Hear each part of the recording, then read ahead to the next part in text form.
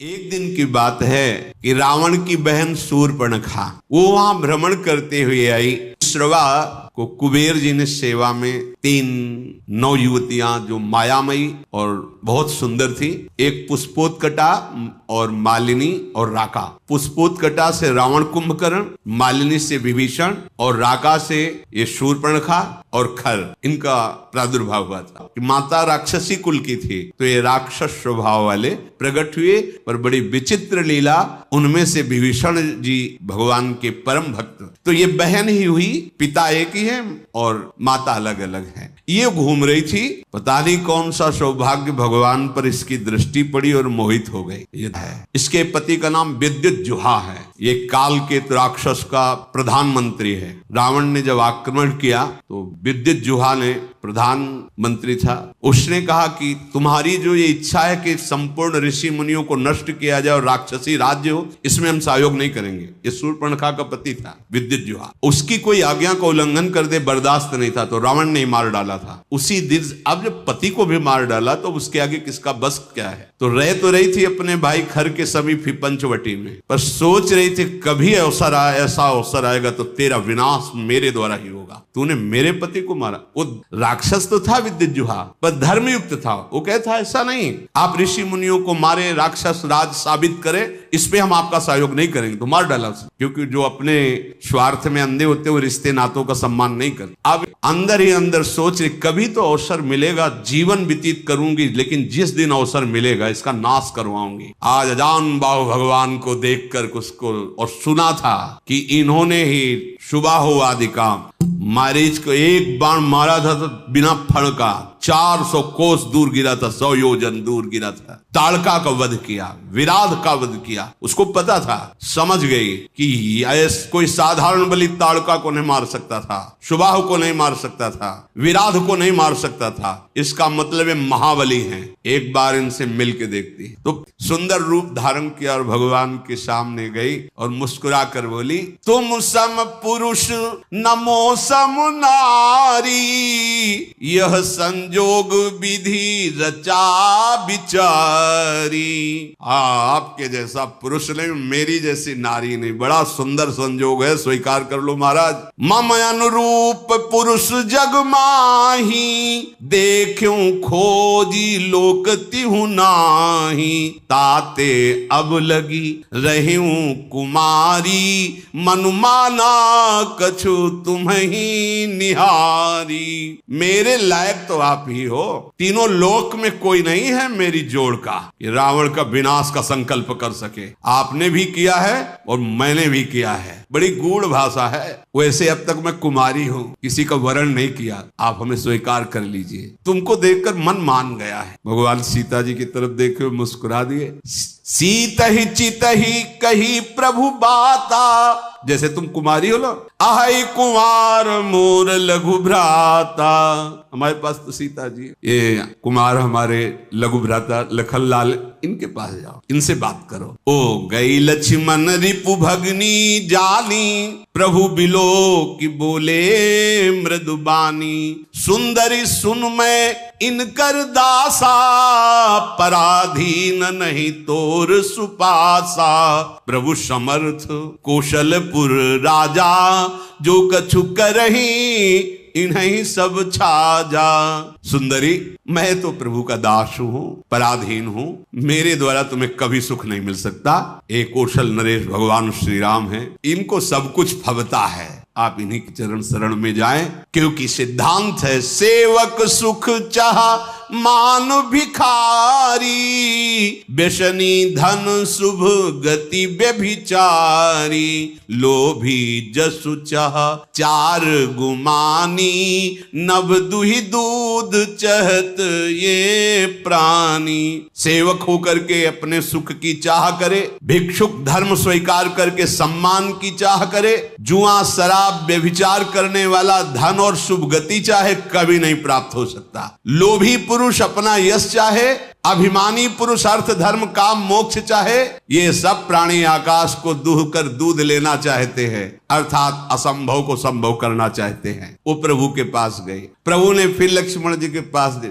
लक्ष्मण जी ने फिर प्रभु के पास भेजा, प्रभु ने फिर लक्ष्मण जी के पास भेजा। लक्ष्मण जी ने कहा कि तुमको वही भरेगा जिसके एक इतनी भी लज्जा नहीं होगी। लक्ष्मण जी ने कहा, लक्ष्मण कहा तोई सो बरई, जो तृण तोरी लाज परिहरई। जिसने तृण तोड़ कर लाज का त्याग कर दिया, तेरी जैसे को वही वरण करेगा। अब तो सुंदर रूप त्याग कर आ गई शूर्पणखा के रूप में, भयानक रूप। तब खिसियानी राम पही गई, रूप भयंकर प्रगटत भई। सीत ही सभय देखी रघुराई, कहा अनुज सन शयन बुझाई। सीता जी को भयभीत देखकर भगवान ने पीछे किया सीता जी को, लक्ष्मण से कहा हिसाब कर दो इसका, नाक कान काट। लक्ष्मण तिलाघो सो नाक कान बिन कीन, ताके कर रावण को मनो चुनौती दिन। नाक कान काट के मानो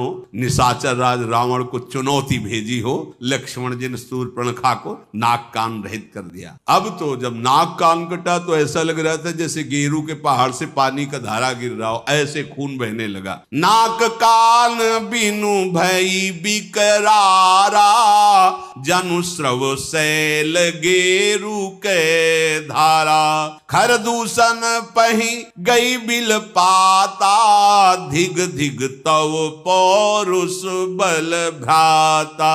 नाक का वैसे विकराल थी, जब नाक कान कटा तो लाल लाल खून बह रहा और विकराल रूप हो गया। अब अवसर ढूंढा, अब विनाश का कार्य शुरू करूंगी। गई खरदूषण के पास और कहा, तू भाई है, बड़े बलवान बनते हो तुम, राक्षस राज बनते हो, देखो तुम्हारी बहन का नाक कान काट, तुम्हारे बल को धिक्कार है। तो किसने किया है? तब समझा कर बताया, यही पास में आए हैं। एक राजकुमार जिनके साथ बहुत सुंदर स्त्री और दूसरे राजकुमार गोरे और इतने बलशाली कि तुम उनके सामने कुछ नहीं हो। देखो तुम्हारी बहन का नाक कान काट लिया। अब तो तुरंत आदेश किया, तो जैसे काजल के पर्वत पंख धर के उड़ रहे हो, ऐसे ऐसे भयानक राक्षस अपने असली सब रूपों में युद्ध की तैयारी की। नाना वाहन नाना कारा, नाना युद्ध धर घोर पारा। सूपनखा आगे कर लीनी, आगे आगे सूपनखा नाक कान काटे हुए खून बहते जा रहे, पीछे से भयानक सेना, चलो ले चलो, कहाँ है वो राजकुमार। अब तो मृत्यु के वशीभूत होकर ये सब खिंचे हुए चले जा रहे राक्षस, गरज रहे हैं, ललकार रहे हैं। कोई आकाश में उड़ रहा है, कोई बड़ी अपनी बलवीरता की डींगे हाँक रहा है। अरे कोई कहता जीते जी दोनों भाइयों को पकड़ लो, पकड़ के मार डालो, उसकी स्त्री को छीन लो, ऐसे आवाजें गूंज रही। भगवान ने धूल देखी, लक्ष्मण से कहा, राक्षसों की भयानक सेना आ रही, तुम सियाजू को ले जाओ और कंदरा में गुफा में छुप करके रहो, सावधान रहना, बड़े मायावी राक्षस हैं ये। लक्ष्मण जी धनुष पर प्रत्यंचा चढ़ाकर बाण ले हुए सीता जी को आगे करके गुफा में जाके सीता जी को विराजमान किया। अब वो राक्षसों की सेना समीप आई, राम जी ने टंकार की धनुष की, तूड़ी से बाण निकाल करके हाथ में लिया। कठिन टंकार सुनते ही कांप गए सारे राक्षस। सारंग धनुष की टंकार भगवान का ये दिव्यास्त्र है। अपने केश पासों को चूड़ा के रूप में, अपने पीतांबर को कमर में कसा।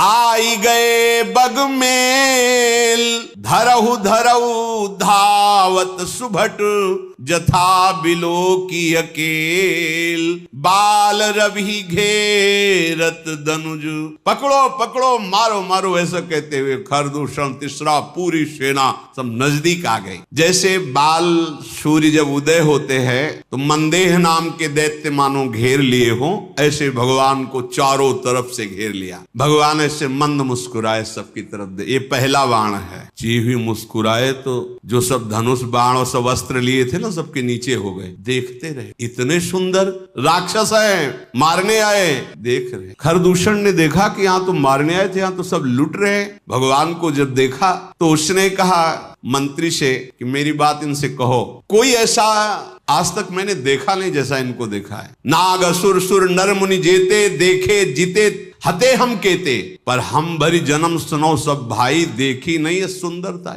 इतना सुंदर रूप तो हमने कहीं नहीं देखा। सुनो, यद्यपि इन्होंने हमारी बहन को कुरूप किया पर इनको मारेंगे नहीं, बहुत सुंदर। देखो ये बात, भगवान के रूप को देखकर घोर निशाचरों के हृदय में भी प्रेम का स्फुरण हो रहा है। यद्यपि भगिनी कीन कुरूपा, बदलायक नहीं पुरुष अनुपा। जाओ अच्छा इनसे कह दो अपनी पत्नी को जो छुपा के रखा है हमें दे दो, हमारा बदला हो जाएगा। तुमने हमारी बहन के नाक कान काटे, तुम अपनी पत्नी, और जाओ आराम से, निर्भय हो जाओ, तुम्हें कोई नहीं मारेगा, तुम बहुत सुंदर हो। मंत्री से कहा जाके कह दो, मेरा कथन जाके उनको सुनाओ। दूत ने जाके भगवान श्री राम जी से कहा तो भगवान मुस्कुरा करके बोले, देखो तुम जानते नहीं हो हम क्षत्रिय राजकुमार हैं, तुम्हारे जैसे पशुओं का वध करना हमारा शिकार खेलना होता है। हम क्षत्रिय मृगया बन करही, तुमसे खल मृग खोजत फिरही। तुम्हारे जैसे राक्षसों का वध करना हमारा स्वभाव है, और तुम जहां लड़ना चाहिए वहां हमें सलाह देने आए हो। अरे तुम जानते नहीं, तुम हमें बालक मत समझो, काल भी हमारे सामने खड़ा हो जाए तो हम उससे पराजित होने वाले नहीं हैं। दैत्य कुल का नाश करना और मुनियों की रक्षा करना यह मेरा संकल्प है। तुम्हें हम बालक दिखाई दे रहे हैं, लेकिन दुष्टों को दंड देने के लिए संग्राम में आज तक कभी पीठ दिखाया हो रघुवंशियों ने, ऐसा प्रमाण नहीं मिला, और उसी वंश का मैं हूं। जाओ अपने स्वामी से कह दो, रण में ये मित्रता और कपट और चतुराई की बातें नहीं करते, युद्ध करना चाहिए। अगर तुम्हारे में सामर्थ्य नहीं तो भाग जाओ यहां से, अगर सामर्थ्य है तो युद्ध करो, ये सलाहें मत भेजो। ये जो ही बात कही तो जल गया खरदूषण। हमने तो इस पर दया की, ऐसा कटु भाषण करता है, तुरंत इसको मार डालो। अब योद्धा बाण धनुष तोमर शक्ति बर्छी कृपाण परिक कटार फरसा ये सब लेके राक्षस दौड़ पड़े, बड़े भयानक। सावधान हुई धाये जान सबल आराती, लागे बरसन राम पर अस्त्र शस्त्र बहुभांति। तिनके आयुध तिलसम करि काटे रघुबीर, तानि सरासन श्रवण लगी पुनि छाड़े निज तीर। भगवान ने अपने दिव्यास्त्र के द्वारा जितने राक्षसों के अस्त्र थे सबको काट दिया, और बहुत खींच करके जोर से बाण का संधान करके बाण ऐसे फुफकारते हुए अमोघ बाण भगवान के हैं। कोई ऐसा नहीं बच रहा जो सामने खड़ा हो सके। कुछ कटते जा रहे हैं कई कई जगह से। जब बड़े बड़े निशाचर देखते भागना शुरू किया सामने से। जब भाग रहे तो खरदूषण लौट करके आवाज दिया, अगर कोई आप पीठ दिखाकर भागा तो मैं उसे मारूंगा। युद्ध में अकेले हैं और इनसे सब पीठ दिखा, आज तक न जाने कितने वीरों को मार के खा गए, मुनियों को खा गए, ये भी मुनि वेश में। इनको तुम पीठ दिखा रहे हो। कुपित जान करके कि हमारा जब स्वामी ही कुपित, फिर लौटे आए। प्रभु कितनी शीघ्र बाण चढ़ाते हैं, संधान करते, किसी को पता भी नहीं चलता। किसी की छाती, किसी का सिर, किसी का भुजा, किसी का हाथ पैर कट कट करके गिरने लगे। पहाड़ के समान राक्षस, तो वहां रक्त की धारा बह रही है, हाहाकार मच गया। अब भगवान ने एक बाण ऐसा संधान किया कि सबको सामने वाला राम दिखाई दे रहा है। और वो पूरी भीड़ में राक्षसों की एक बाण सम्मोहन ऐसा, सामने वाला राम वो उसको काट रहा, उसको वो राम दिखाई दे रहे, वो उसको आप सही में राम राम कही तनु तजहि पावहि पद निर्बाण, करि उपाय रिपु मारे छन मह कृपा निधान। ये राम, वो ये राम, और कहा जा रहे हैं सब भगवान के धाम पहुंच रहे हैं, क्योंकि अंतिम में राम दर्शन और मुख से नाम, यही बड़े बड़े ऋषि जन मांगते, जो ऋषियों को भी नहीं मिलता। वो घोर राक्षसों को भगवान जब अवतार लेते हैं तब वो लाभ प्राप्त हो जाता है। हर्षित बरसई सुमन सुर बाजहि गगन निशान, स्तुति करि करि सब चले शोभित विविध विमान। देवता कर पुष्पों की वर्षा करते हैं। रघुनाथ जी ने इन पर विजय प्राप्त की। लक्ष्मण जी सीता जी को लेके आए, प्रसन्नता हुई। सीता जी श्री राम जी के उस रूप को देख रहे हैं, भ्रकुटी चढ़ी हुई, धनुष पर बाण संधान करते हुए, जैसे वैसे ही जब स्वरूप को देखा, नेत्र अघा नहीं रहे से अपने प्रीतम के रूप को देखकर। भगवान पंचवटी में विराजमान हैं, मुनिजन आकर बैठते हैं, भगवत चर्चा होती है। आगे आगे तो चली थी शूर्पणखा, जब भगवान के सामने आई तो सबसे पीछे पहुंच गई थी। जब सब स्वाहा हो गए, देखा इधर का काम पेट। अब वो वहां